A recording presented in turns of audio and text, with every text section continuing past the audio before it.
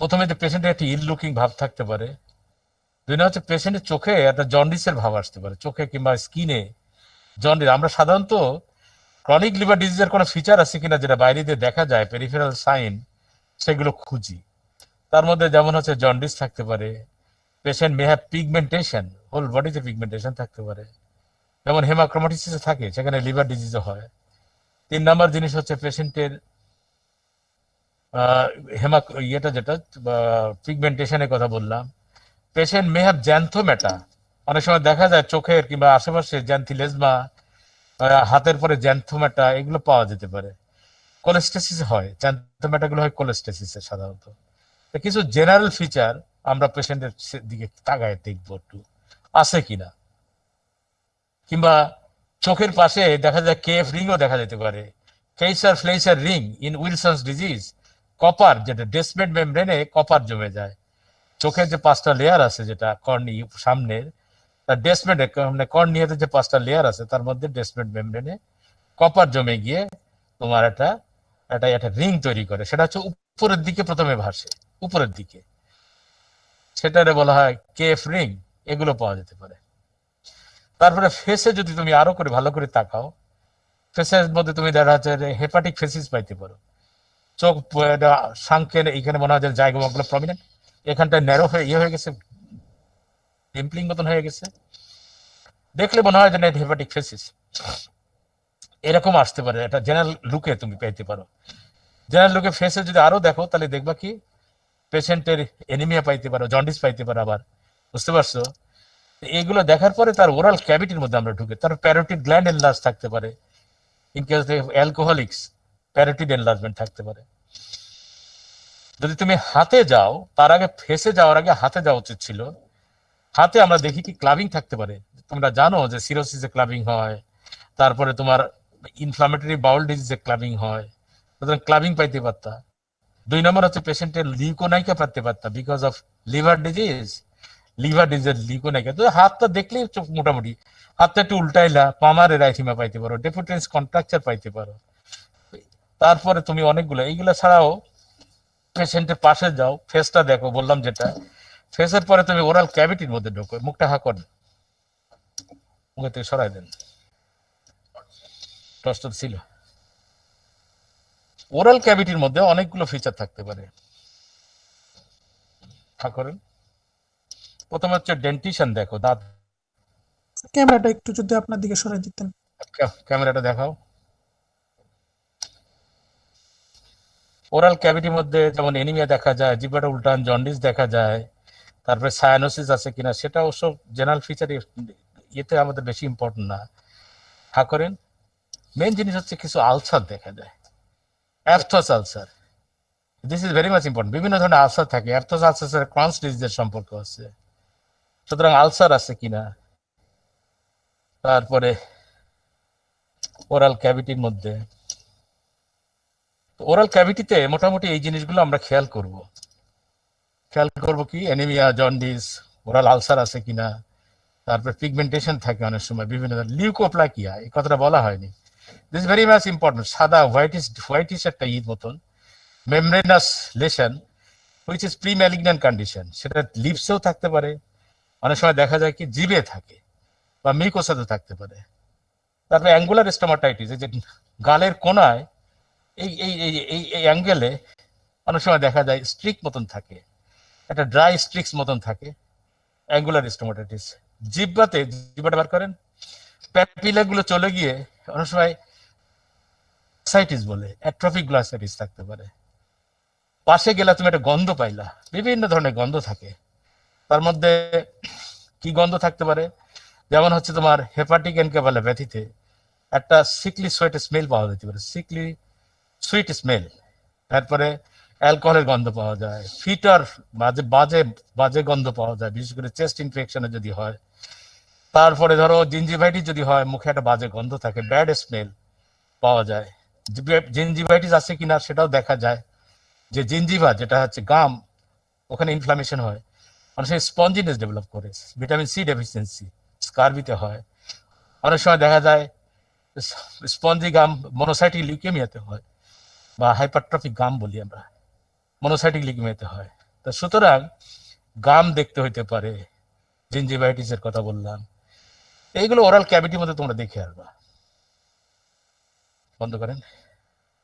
এরপর এখানে প্যারোটিড দেখছি, যেমন সেগুলো সাবম্যান্ডিবুলার গ্ল্যান্ড, সার্ভাইকাল গ্ল্যান্ড, এগুলো দেখতে পারো। But these are not the part of the general examination.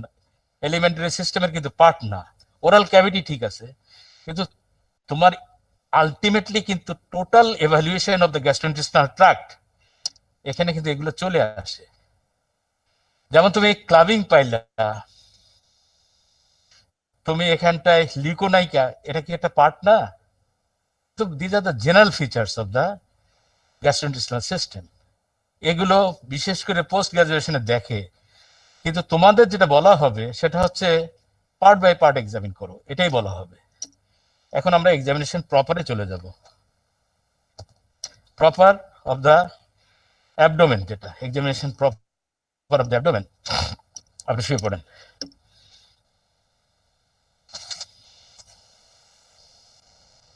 পেশেন্টকে সাধারণত একটা বালিশের পরে শুতে বলা হয়, সিঙ্গেল বালিশ।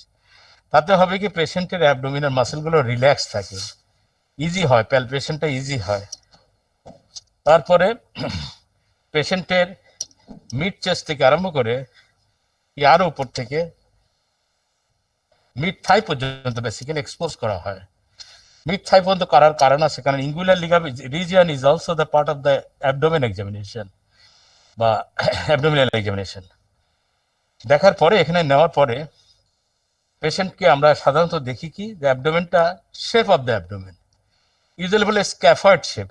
আমরা অত স্ক্যাফয়েড না কইরা, whether it looks normal or not, অনেক সময় ফ্ল্যাঙ্কস গুলো ভারী মনে হয়। এটা যেটা নাভিটা, যেটা আম্বলিকাস, ডিপ হতে পারে, শ্যালো হতে পারে, ইভেন এভার্টেড হইতে পারে। তিনটা স্টেজের কথা বললাম।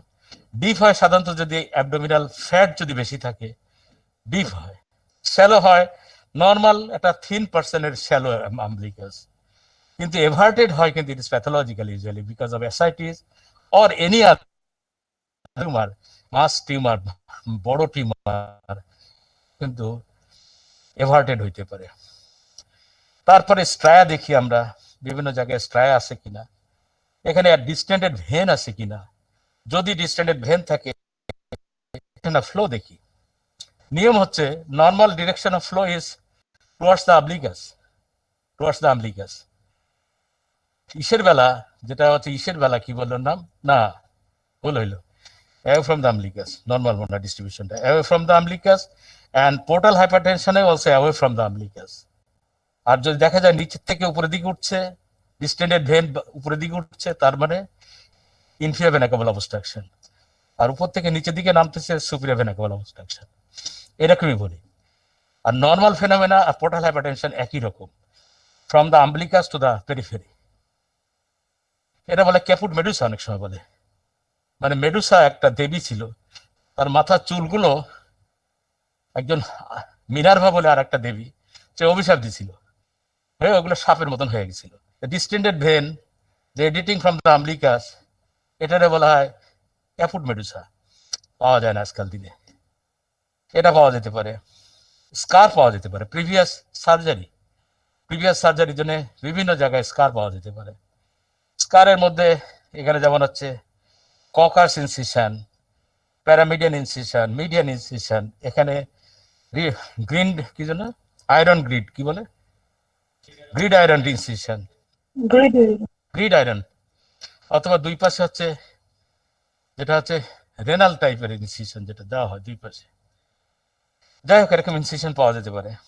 অথবা অ্যাবডোমেন ডিস্টেন্ডেড থাকতে পারে, মে অ্যাপিয়ার জেনারেলাইজড ডিস্টেনশন, অথবা একটা ফোকাল ডিস্টেনশন ফোকাল প্রমিনেন্স পাওয়া যেতে পারে।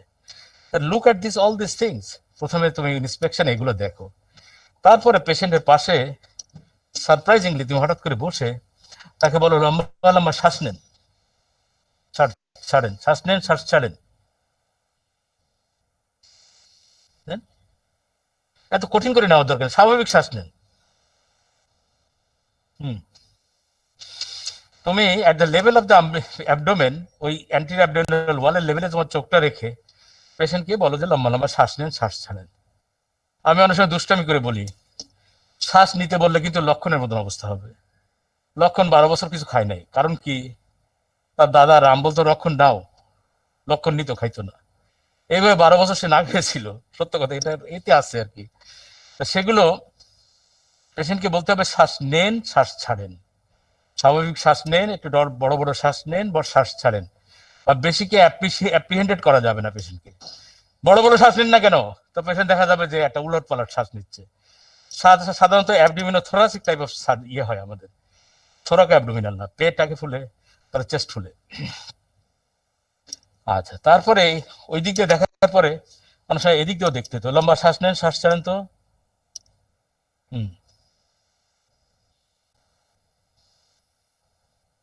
থোরাক অ্যাবডোমিনাল নিচ্ছে। যাই হোক, অনেক সময় দেখা যায় পেশেন্টকে বেডের পাশে এমন ভাবে রাখা হয়, তুমি পেশেন্টের ডান পাশে যাইতে পারবে না। নিয়ম কিন্তু তোমাকে একটা পেশেন্টের ডান পাশে দাঁড়াইতে হবে। তাই ডান পাশে একটা ওয়াল, তুমি ওই পাশে দেখতে গেলে সার্ভো ব্রেডে কেমন কথা বাবা, তখন পেশেন্টকে ঘোরায় নিতে হইতে পারে। পেশেন্টের মাথা যদি ওইদিকে দাও, তখন ডান পাশে ওইদিকে হয়ে যাবে। এটা একটা করতে পারো, অথবা এই পাশে যদি কোনো অবস্ট্রাকশন থাকে সরানোর মতো থাকলে সরাই নিবা। সবসময় ডান পাশ থেকে এক্সামিন করবা। তা যাই হোক, এরপরেও বুকের দিকে একটু তাকাও, স্পাইডার পাওয়া যায়, spider naevi, very much important sign. অনেক সময় আর্মসে পাওয়া যায়, বিভিন্ন জায়গায় স্ক্র্যাচ মার্ক পাওয়া যেতে পারে, অবস্ট্রাকটিভ জন্ডিসের স্ক্র্যাচ মার্ক পাওয়া যেতে পারে। সুতরাং ইন্সপেকশনে যা যা দেখা সম্ভব সেগুলো চোখের মধ্যে দেখো। স্কার যদি থাকো, দেখো ওখানে কোনো হার্নিয়েশন হতে পারে, হার্নিয়াটা আমরা পরে দেখবো। এভাবে ইন্সপেকশন শেষ হলো, এবার প্যালপেশন আসবো। প্যালপেশনের মধ্যে প্রথম যেটা সুপারফিশিয়াল প্যালপেশন, পেশেন্টকে আগে জিজ্ঞেস করে নিতে হবে যে আপনার পেটে কোথাও ব্যথা আছে কিনা। কারণ প্যালপেশনে তুমি যদি প্রথমে ব্যথা দাও, তাহলে পেশেন্টের মাসেল গার্ড করবে, তুমি আরাম পাইবে না এক্সামিন করে। আপনার পেটে কোথাও ব্যথা আছে, নাই, নাই বললে ভালো কথা।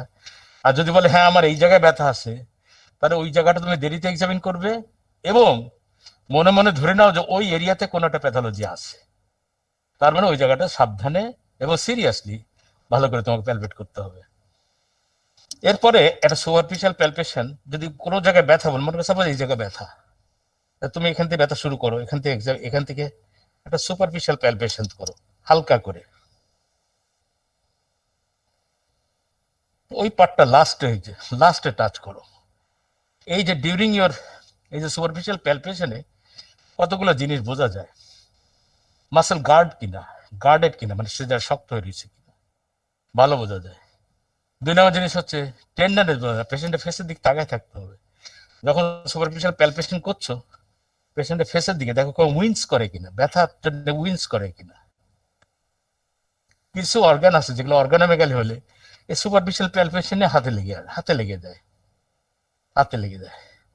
আর প্যালপেশন যখন করবা, তখন কিন্তু তোমার এই জায়গাটা খেলবে, এই মেটাকার্পোফ্যালাঞ্জিয়াল জয়েন্ট, এখানে কিন্তু তোমার হবে।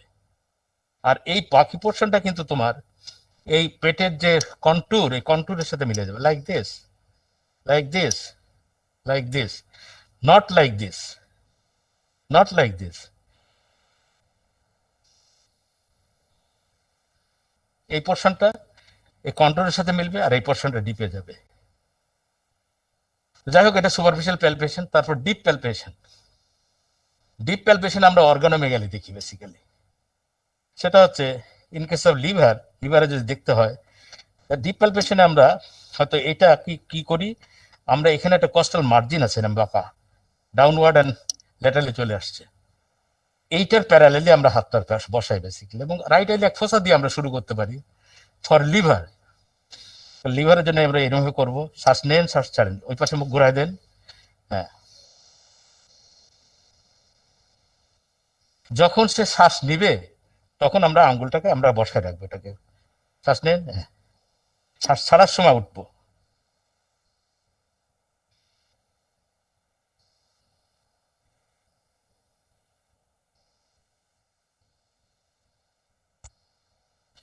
যদি আমাদের লিভার প্যালপেবল হয়, লোয়ার মার্জিন, তাহলে আমরা কতগুলো জিনিস খেয়াল করবো, weather it is sharp or blunt, regular irregular, tender non tender, consistency soft hard, এগুলো কিন্তু প্রথমে দেখে যাব।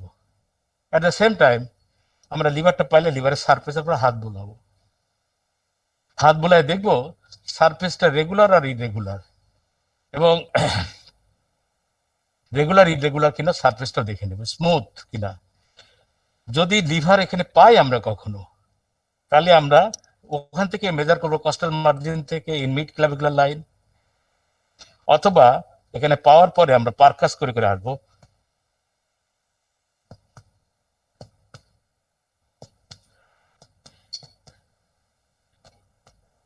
সাধারণত ফিফথ স্টেজ পর্যন্ত মোটামুটি পারকাশন নোট ইজ রেজোনেন্ট, তারপরে আপার বর্ডার লিভার ডালনেসটা শুরু হয়ে যায়।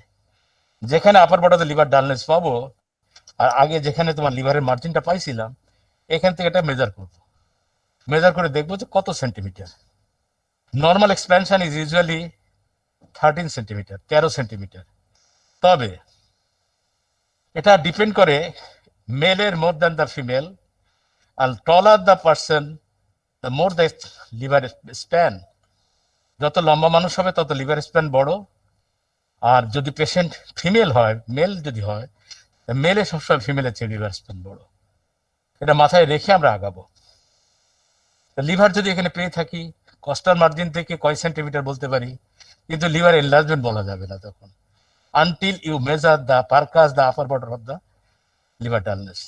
পাওয়ার পরে যদি if it is more than 13 centimeter, you can declare yes, liver is enlarged. তারপরে স্প্লিন দেখো। স্যার, হ্যাঁ, লিভার পালপেট করার আগে কি রেকটাস বর্ডারটা ফিক্স করে নিতে হবে, না কপাল উঠায় বা ফেসটা উঠায় পেশেন্টকে বলে? কোনটা কোনটা আবার বলো। মানে লিভার পালপেট করার আগে রেকটাস বর্ডারটা আমাকে ফিক্সড করে নিতে হবে নাকি স্যার, এটা জিজ্ঞেস না, করছি। রেকটাস বর্ডার তো তুমি নিজে থেকে মনে মনে ফিল করে নিতে পারো, কিন্তু রেকটাস বর্ডার দেখার জন্য আলাদা কিছু টেস্ট নাই কিংবা আলাদা কোনো সিস্টেম নাই। তোমাকে যেতে হবে এই কস্টাল মার্জিন বরাবর প্যারালেলে যাইতে হবে, এবং হাতটা তোমার আঙ্গুলগুলো রেকটাসের ওই পাশে যাবে না, রেকটাসের মধ্যে মানে এই পাশে থাকবে, lateral to the rectus border থাকবে। এটা তোমাকে কিন্তু রেকটাসকে তোমাকে আগে আলাদা করে ডিনাইলেট করে নিতে হবে এমন কথা নাই, বুঝতে পারছো? আচ্ছা, এরপর আমরা স্প্লিনটা সাধারণত এনলার্জ করে downwards and towards right iliac fossa. এটা হচ্ছে স্প্লিনের গতি, মানে জায়গার নামার জায়গাটা। এটার কারণ কি, স্প্লিনটা আসলে পিছন দিকে অ্যালং দ্য বর্ডার সাধারণত দেখা যায় 9, 10, 11 নম্বর রিব বরাবর স্প্লিনটা থাকে, এবং ওর লং অ্যাক্সিসটা along the long axis of the 10th rib.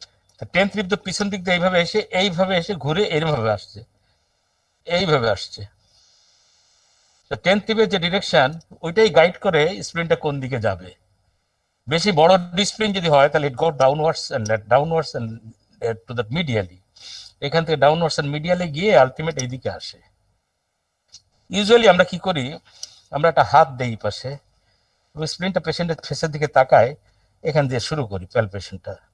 Right iliac ফোসা দিয়ে করা যায়, অনেক সময় আম্বিলিক্যাল রিজিয়ন দিয়ে করা যায়, তবে যত নিচে দিয়ে করা যায় ভালো, কারণ স্প্লিন ম্যাসিভলি এনলার্জড হতে পারে। সরাসরি স্প্লিনের পরে যদি হাত দাও, পরে আর কিছু খুঁজে পাবে না। ক্যামেরাটা একটু ঘুরাই দিলে ভালো হতো। কোনটা? ক্যামেরাটা একটু এদিকে ঘুরাই দিলে ভালো হতো। ক্যামেরা দেখো, ক্যামেরাটা কোন দিকে দেখতে পাচ্ছে? দেখ,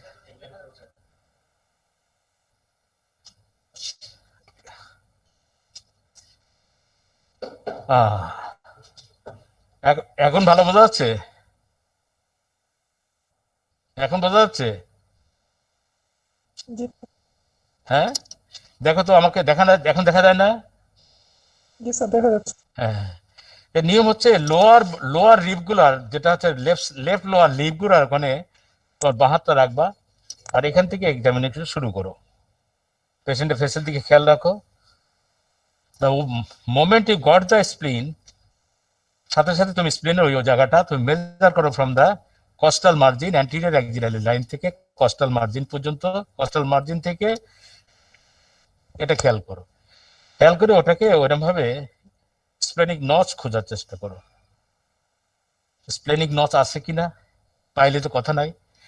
স্প্লেনিক নচ যদি না পাও, তাহলে ইউ ট্রাই এরপরে পারকাস করতে হয়, কিন্তু তার আগে ফিঙ্গার কস্টাল মার্জিন, এই দুটোর মাঝখান দিয়ে হাতটাকে ঢোকানোর চেষ্টা করো।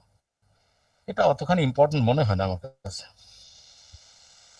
ইনসাইনেশন করা যাবে না, কিন্তু যদি এটা যদি কিডনি হইতো তাহলে ইনসাইনেট করতে পারতাম। আর কি নজ দেখার পরে কনসিস্টেন্সি দেখো, টেন্ডারনেস দেখো, আর এর উপরে পারকাস করো।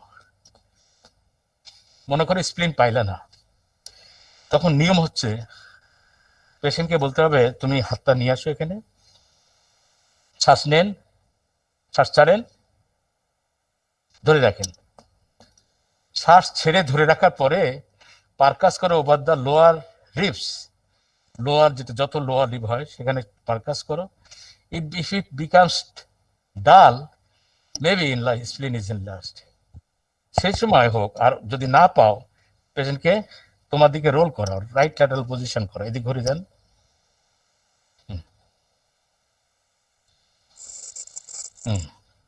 অনেক এক্সামিনার এই পাটা সোজা করেন, এই পাটা সোজা করেন, এই পাটা সোজা করেন, সোজা করেন, সোজা করেন, আর এই পাটা ভাঁজ করেন। এই অনেকে এইভাবে পজিশনটা চায়, তখন আবার আবার এই ইসের থেকে আসতে হবে না, রাইট এলেক ফোসা না, এখন একদম কাছের থেকে কস্টাল মার্জিনের কাছে জোরে জোরে শ্বাস নেন, এটা জোরে টান দাও, এটা জোরে টান দাও আমার দিকে, শ্বাস নেন,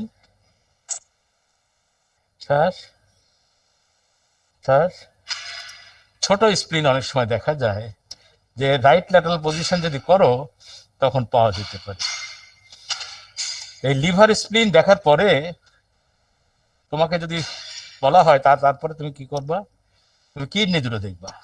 কিডনি দেখার নিয়ম হচ্ছে, রাখেন, পিছনে হাত দিতে হবে আম্বলিকাসের লেভেলের উপরে দিয়ে, এই দিক দিয়ে লাম্বার রিজিয়নটায় এই আঙ্গুলটাকে এইভাবে এইভাবে চাপ দিতে হবে, এইভাবে তুলতে হবে, এইভাবে তুলতে হবে, পিছন দিক দিয়ে পুশ করতে হবে। এরা বলা হয় বাইল্যাটারাল প্যালপেশন, অথবা একে বলা হয় কি বাইল্যাটারাল প্যালপেশন, বা এরা আর ব্যালটমেন্ট বলে অনেক সময়। বাট ব্যালটমেন্ট আসলে কথাটা জাস্টিফাইড না। ব্যালটমেন্ট হচ্ছে একটা একটা ফ্লুইডের মধ্যে যদি কোনো একটা জিনিস ভাসে তাহলে দুই হাত দিয়ে ধরাটকে বলে ব্যালটমেন্ট, কিন্তু এখানে আসলে বেসিক্যালি ওরকম ভাসে না, অ্যাসাইটিস থাকলে ভাসতো। তো যাই হোক, আমরা বাইল্যাটারাল ম্যানুয়াল প্যালপেশন করব, এখানে নিচের দিক দিয়ে এরম জোরে চাপ দিব, এরম জোরে চাপ দিব। যদি হয় কিডনি হয় তাহলে উপরে উপরে হাতে এসে সেটা ঠোকা দিবে।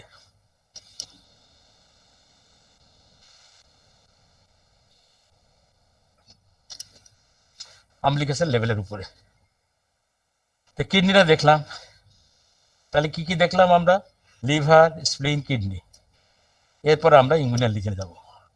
এখানে আমরা কতগুলো জিনিস দেখি, তার মধ্যে যেমন হচ্ছে কি হার্নিয়াল অরিফিস দেখি। পেশেন্টকে হার্নিয়া দেখতে গেলে পেশেন্টকে দাঁড় করে দিতে হয়, দেখতে হয় যে ওই হার্নিয়াল যে অরিফিস আছে ওখানে কোনো রকমের কোনো প্রোটেকশন আছে কিনা।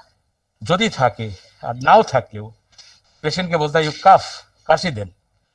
কাশি দিলে পরে দেখা যায় যে কোনো কিছু প্রটিউট করার মতো হচ্ছে কিনা। যদি থাকে তাহলে ওটাকেই বলা যায়। আর কোনো কোনো দেখা যায় যে বাড়াই আছে হয়তো, সেটাকে রিডিউস করার চেষ্টা করতে হয়, পেশেন্ট ভিতরে ঢুকাই দেন। পেশেন্ট না পারলে তুমি নিজে ট্রাই করো, করে দেখো এটা রিডিউস করা যায় কিনা, তাহলে বুঝতে হবে এটা হার্নিয়া। অথবা পেটে কোনো জায়গায় স্কার আছে, ওখান থেকে ফুলে ফুলে উঠতেছে, মেবি এটা কি ধরনের বলে ইনসিশনাল হার্নিয়া, ওখানে থাকতে পারে। সুতরাং ওটাকে রিডিউস, হার্নিয়া সবসময় রিডিউসিবল, ইউজুয়ালি রিডিউসিবল যদি হয় তাহলে ইট ইজ হার্নিয়া। 3 নম্বর হচ্ছে এখানে ইঙ্গুইনাল লিম্ফ নোডস আছে, you should look for the inguinal lymph nodes, এখানে দেখতে হবে। তারপরে তোমাকে testis examination is a must. Testicular atrophy আছে কিনা এটা দেখার জন্য, কোন টিউমারও থাকতে পারে, এনলার্জ হতে পারে, সেটা আলাদা। টেস্টিকুলার অ্যাট্রফি আছে কিনা দেখতে হবে। তারপরে প্যারাম্বলিক্যাল প্যারাভার্টিব্রাল লিম্ফ নোডের জন্য আমরা 2 ফুট 2 ইয়ে দিয়ে এরম ভাবে দেখি, লিম্ফ নোড পাওয়া যায় না, এত ভারী মানুষ পাওয়া যায় না। আর এদিকে পায়ের দিকে দেখতে হয় যে ইডিমা আছে কিনা, এর সাথে অনেক কিছু সিস্টেম জড়িত আছে, সেটা আমি বললাম না। এরপরে পারকাশন, উপর থেকে পারকাস করো, সাধারণত রেজোনেন্ট সাউন্ড আসে। যতই ফ্লুইড থাক মিড লাইনে কিন্তু ইউজুয়ালি রেজোনেন্ট আসে। তারপরে তুমি সাইডে চলে যাও। যদি কোনো জায়গায় তুমি ডালনেস পাও, রেজোনেন্ট থেকে ডাল হয়ে যাচ্ছে, তুমি যদি বুঝতে পারো, তাহলে পেশেন্টকে তোমার দিকে ঘোরায় দাও। আসেন তো এদিকে ঘুরে যান। Wait for 1 minute. করার পরে you allow the fluid to shift to the opposite side. Allow করো। করার পরে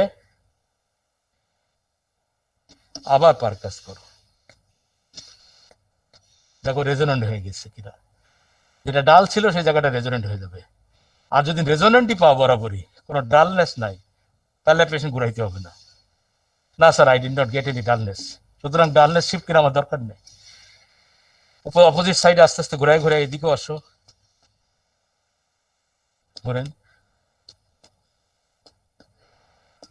সাপোজ এখানে ডালনেস পাইলা, সাধারণত এটা আর বলে না, ওই এক জায়গায় পাইলে হয়। ওইদিক ঘুরেন, একটু ওয়েট করো।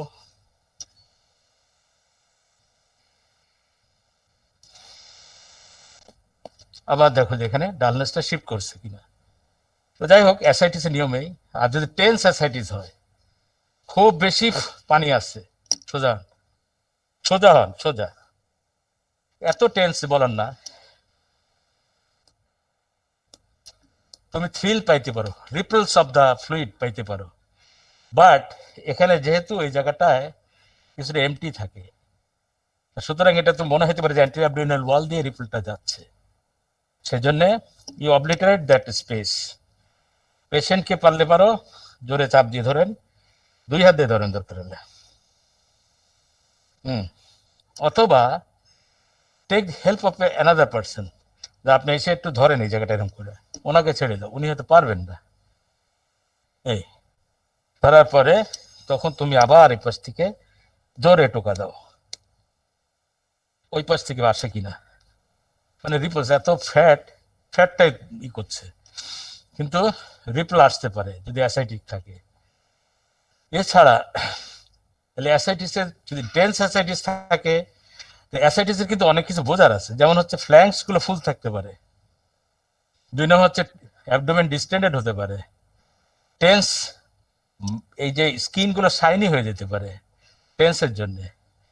3 নম্বর 4 নম্বর হচ্ছে নাভি যেটা, সেটা শ্যালো অথবা এভার্টেড হতে পারে। যদি আগে ফুল অ্যাসাইটিস ছিল, এখনো পর্যন্ত অ্যাসাইটিস কিছুটা কমে গেছে, স্ট্রায়া পাইতে পারো, ইলাস্টিক ফাইবার গুলো ছিটে যায়, রাপচার হয়, রাপচার স্ট্রায়া তৈরি করতে পারে। তাহলে all this signs of ascites, সেই সঙ্গে shifting dullness and fluid thrill, এগুলো পাইতে পারো।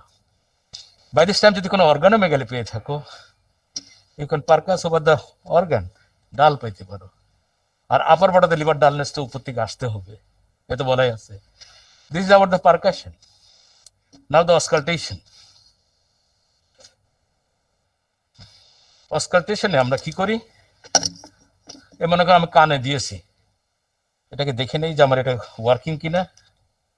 তারপরে কি করি আমরা, at the level of the umbilicus, just below the umbilicus, আমরা কি করি, এটাকে স্থিত বসাই।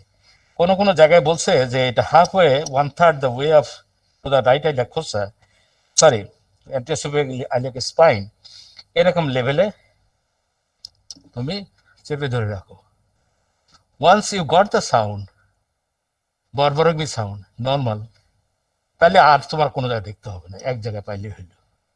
এখন তুমি এখানে পাচ্ছ না, ইউ ওয়েট ফর, কোনো জায়গায় বইতে লিখছে 2 মিনিটস, কোনো জায়গায় 3 মিনিটস, কোনো জায়গায় 4 মিনিটস পর্যন্ত বলছে। ওয়েট করো, 3 মিনিটস অ্যাভারেজ ধরো, ওয়েট করো, it did not get any sound, তাহলে বুঝতে হবে যে bowel sound is absent, as in paralytic ileus, bowel sound পাবে না। যদি অবস্ট্রাকশন থাকে, মনে করো gut obstruction, not paralysis of the whole intestine, তখন হাইপার রেজোনেন্ট সাউন্ড পাবা, হাইপার পেরিস্টালসিস পাবা, অনেক জোরে জোরে গার গার করতে থাকবে। কথা বুঝছো? তবে এই সাউন্ডগুলোরে এত গুরুত্ব দিলে হয় না, সাউন্ড আছে কি নাই এটাই, দ্যাট ইজ এনাফ। যে bowel sound is present, hyper resonant, hyper ইয়ে কিনা, এত কিছু বলার দরকার নাই। Bowel sound is present, present আর অ্যাবসেন্ট, এই লেভেল পর্যন্ত। কথা বুঝছো? তুমি যখন অস্কাল্টেট করলা, তখন you should auscultate over the enlarged organ like liver. লিভারে যদি করো তুমি ওখানে ব্রুই পাইতে পারো, particularly present in case of primary hepatocellular carcinoma, খুব বেশি ভাস্কুলার হয়ে যায়। 2 নম্বর, you should learn try to hear the bruit of the renal artery. এখানে আম্বলিকাসের উপরে লেভেলেই এই পাশে জোরে চেপে ধরো যে ব্রুই পাও কিনা, এই পাশে চেপে ধরো যে ব্রুই অফ দ্য রেনাল আর্টারি পাও কিনা, তাহলে রেনাল আর্টারি স্টেনোসিস বোঝা যাবে। তার সাথে হাইপারটেনশন থাকে অনেক সময়, রেনাল আর্টারি স্টেনোসিস পাও কিনা। ওই যে কিডনিটা দেখতে বলছিলাম, অনেক সময় যদি কিডনি প্যালপেবল হয় তাহলে কিন্তু তুমি নোডুলার ফর্ম পাইতে পারো, সিস্টিক ফর্ম, পলিসিস্টিক কিডনি পাইতে পারো। কিডনি সাধারণত ডাউনওয়ার্ডস, নিচের দিকে যায়। Both kidney and liver, both kidney and মানে স্প্লিন শ্বাসের সাথে সাথে ওঠানামা করে, উপরে নিচে নামে, মুভস উইথ রেসপিরেশন। আর একটা জিনিস, সবসময় কিডনির থেকে, লেফট কিডনি থেকে তোমার এটা স্প্লিনটাকে ডিফারেন্সিয়েট করার কায়দা আছে। কিডনি অনেক ডিপলি সিটেড, পস্টেরিয়র অ্যাবডোমিনাল ওয়ালের সাথে গিয়ে ফিট বসে আছে, আর স্প্লিন কিন্তু রিবের পাশেই বসে আছে এরম ভাবে, ঠিক স্টমাকটা গায়ে এরম লেফটে আছে। তাহলে তুমি যদি ডিফারেন্সটা কি, ডিফারেন্স হচ্ছে যে স্প্লিন মানে enlarges loss the right left fossa, আর ইটা যারা কিডনি ওর নিচের পোলটা সাধারণত গ্লোবিউলার হয়, নট ওটা দেখা যাচ্ছে ডাউনওয়ার্ডস, সাধারণত ডাউনওয়ার্ডস এর নিচের দিকে যায়। এটা একটা তফাৎ। 2 নম্বর হচ্ছে স্প্লেনিক নচ যদি পাও তো কথা নাই। Splenic notch is present in স্প্লিন, যেটা কিডনিতে সম্ভব না। You can insinuate your finger between the kidney and the, in case of enlarged kidney, but you can't মানে insinuate your finger between when the spleen is enlarged, সাধারণত ওর মধ্যে ঢোকানো যায় না। 4 নম্বর হচ্ছে যদি পারকাস করো, there is tympanic sound over the kidney but not over the dull sound in case of spleen, ঠিক আছে না? এগুলো মাথায় রাখতে হবে, মোরাললেস। স্প্লেনের উপর কিন্তু স্প্লেনিক ইনফাকশন যদি হয়, ইউ ক্যান ফাইন্ড দ্য রাব, মানে স্প্লেনিক রাব পাওয়া যেতে পারে। অস্কালটেশনে মোরাললেস এগুলাই দেখবা।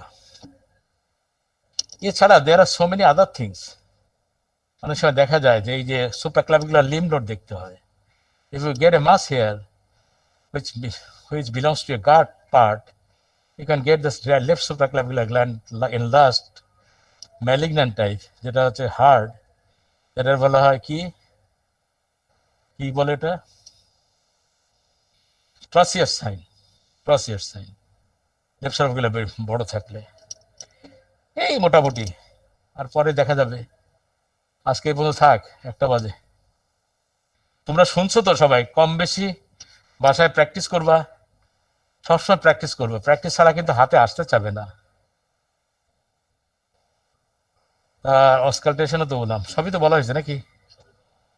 আর হার্নিয়া তো বললাম, হার্নিয়া দাঁড়াইতে হবে, দাঁড়াই পেশেন্টকে কাশি দিতে হবে।